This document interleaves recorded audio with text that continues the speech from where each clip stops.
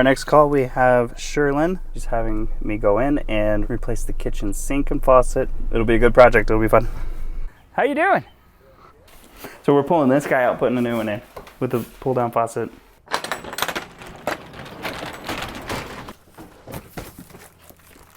I'm gonna start working on the kitchen sink, disconnecting the water lines, the drain lines, disconnecting the disposal.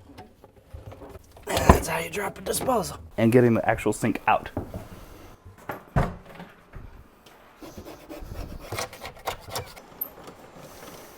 Grab it. Alright. Pull down high arc gooseneck faucet.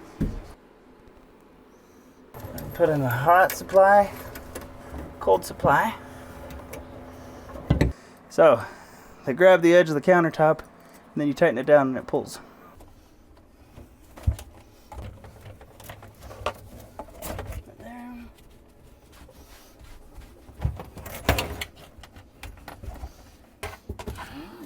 Kitchen sink is done.